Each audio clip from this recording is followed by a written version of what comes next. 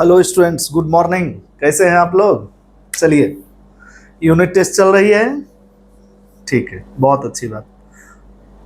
आइए, आज बेटा एसिड बेस सॉल्ट्स में हम एसिड का रिएक्शन, ठीक है, रिएक्शंस ऑफ एसिड्स यानी केमिकल प्रॉपर्टीज ऑफ एसिड्स क्या होती है उसके बारे में डिस्कशन करेंगे।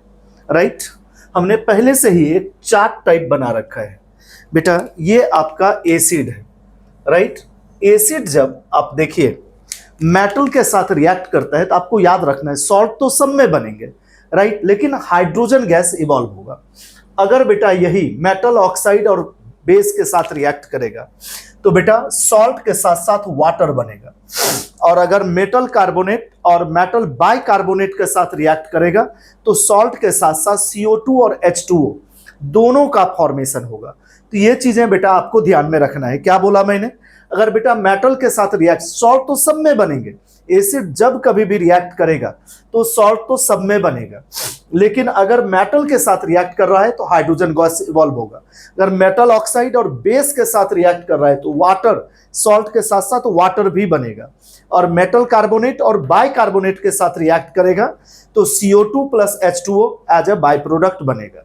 क्लियर है बेटा? दूसरा, ये सब रिएक्शंस इनऑर्गेनिक हैं, तो it is necessary to balance organic reactions. बेटा ये नेसेसरी है कि और इनऑर्गेनिक रिएक्शंस को हम बैलेंस करते हैं। तो आइए अब वन बाय वन, यानी फर्स्ट वन हम लिख लेते हैं, रिएक्शन विथ मेटल्स। ये तो एक चार्ट के टाइप फ्लो चार्ट मैंने बना दिया है, जो आप देखिए। आप रिएक्शन विथ MS का मतलब हो गया बेटा M फॉर मेटल, मेटल्स। समझ में आ गया बेटा? जानबूझ के मैंने ऐसा लिखा है। राइट, अब कोई भी मेटल हम ले लें जिसके साथ इसकी रिएक्शन कराते हैं। जैसे देखिए हमने लिया Mg क्या है बेटा? मेटल है, प्लस H2SO4। राइट बेटा जी, MgSO4।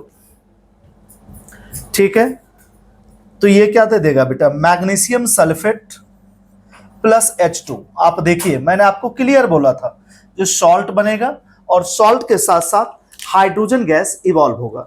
राइट बेटा, अगर हम यही दूसरा एग्जांपल ले लें जिंक के साथ, तो आप देखिए जिंक प्लस 2HCl, तो हमने क्या बना दिया बेटा? ZnCl2 और प्लस H2। यानी इस दोनों के केस में देखिए आपका हाइड्रोजन गैस क्या हुआ? इवॉल्व हुआ। राइट बेटा, यानी ये दोनों सॉल्ट बने और मेटल के साथ याद रखना हाइड्रोजन गैस इवॉल्व होगा। राइट, मेटल के साथ क्या होगा बेटा? हाइड्रोजन गैस इवॉल्व होगा। क्लियर है? कोई डाउट है आपको? देख लीजिए, समझ लीजिए, फिर पूछिए। आप लिख लीजिए, कहीं कोई डाउट हो तो you can tell me without any hesitation.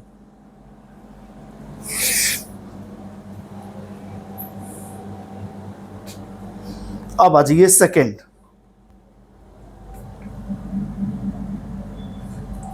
Reaction with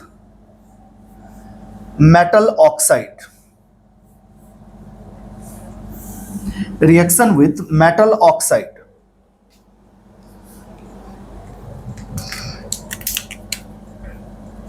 M oxide, M stands for metal. Right बेटा, मेटल ऑक्साइड। क्लियर है? M stands for metal.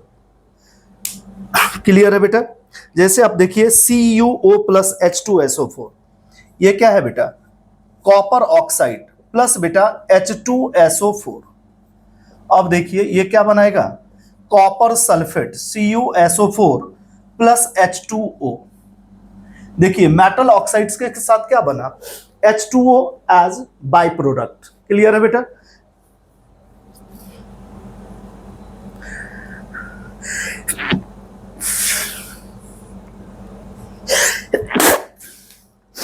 अब आ जाइए CuO प्लस 2HCl, तो ये क्या दे देगा बेटा? CuCl2 plus H2O।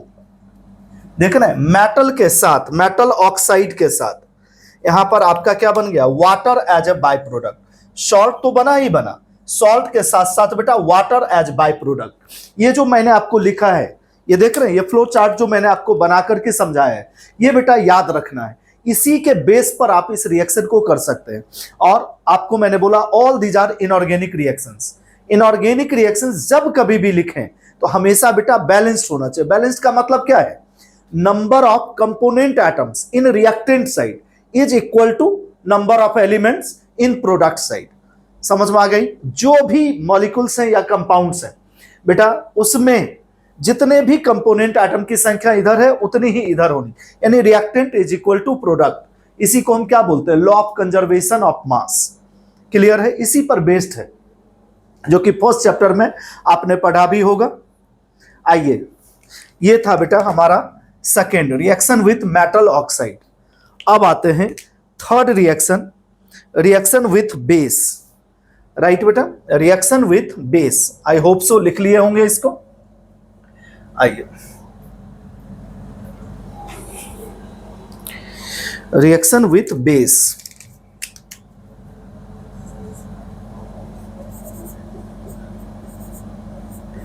ठीक है,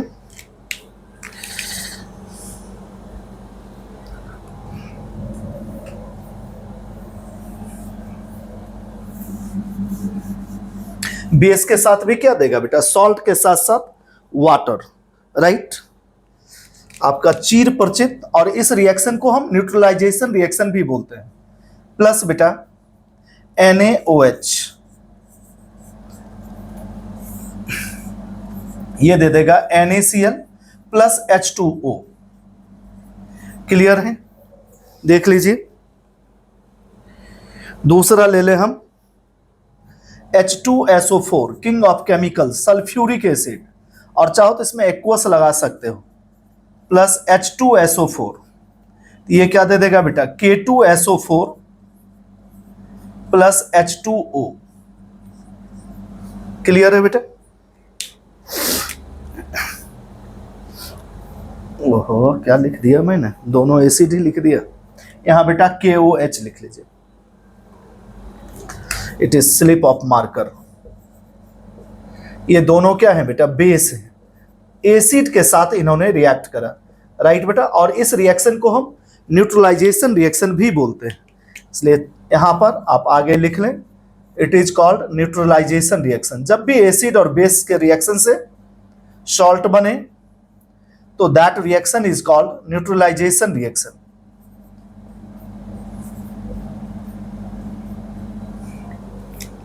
क्लियर है। अब देखिए फर्स्ट सेकेंड थर्ड आपने पढ़ लिया। फर्स्ट में क्या था बेटा, मेटल के साथ एसिड रिएक्ट करेगा तो सॉल्ट तो बनेगा, बट बाय प्रोडक्ट हाइड्रोजन होगा। मेटल ऑक्साइड और बेस के साथ रिएक्ट करेगा तो सॉल्ट के साथ साथ water as a by product होगा। और अगर मेटल कार्बोनेट और मेटल बाय कार्बोनेट के साथ, तो बेटा सॉल्ट के साथ साथ carbon dioxide plus water as by product. Clear है। तब आइए, आपने लिख लिया हो तो हम आ रहे हैं रिएक्शन फोर्थ पर, reaction with metal carbonate. Reaction with metal carbonate.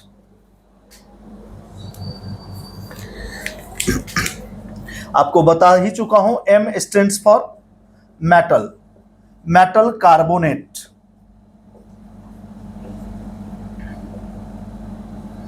ठीक है।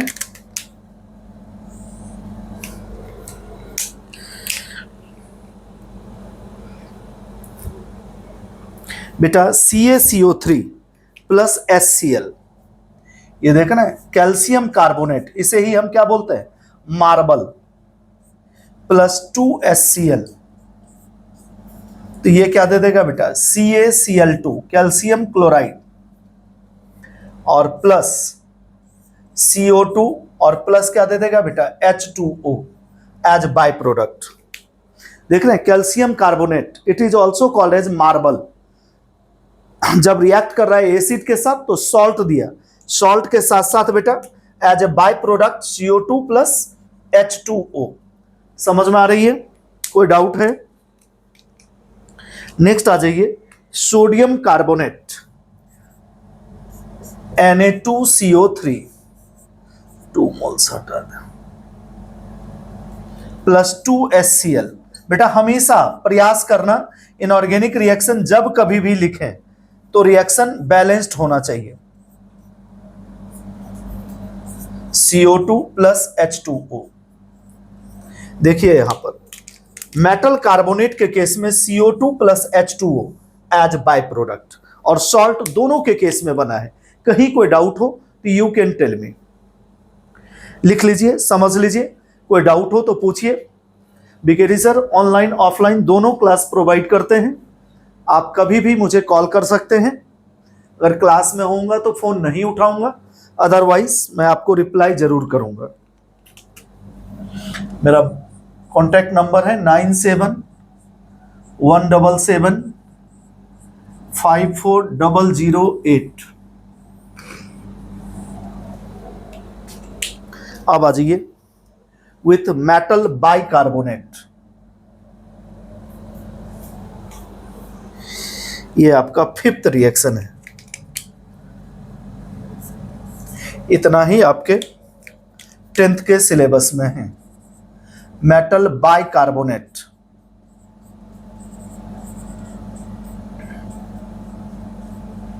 क्लियर है?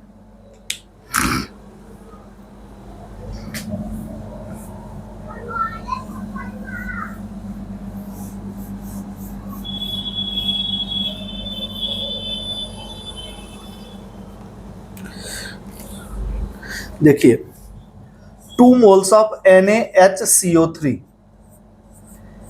+2HCl गिव्स, क्या दे देगा बेटा? 2 moles of NaCl + CO2 + H2O। देखिए बेटा HCO3 माइनस को हम बोलते हैं बाइकार्बोनेट। ये बेटा पहले बोलते थे जहां भी हाइड्रोजन लगा दिखे, NaHSO4 सोडियम हाइड्रोजन सल्फेट या सोडियम बाइसल्फेट। यहां देखिए ये जो अब रूल आ गया है बेटा, इसको हम लिखेंगे सोडियम हाइड्रोजन कार्बोनेट, यानी बाइकार्बोनेट की जगह अब नया नेम इसका आ गया है सोडियम हाइड्रोजन कार्बोनेट। याद रखना बेटा, ये भी साथ साथ समझते चलते हैं, आपको कहीं पर दिक्कत ना आए। Sodium hydrogen carbonate.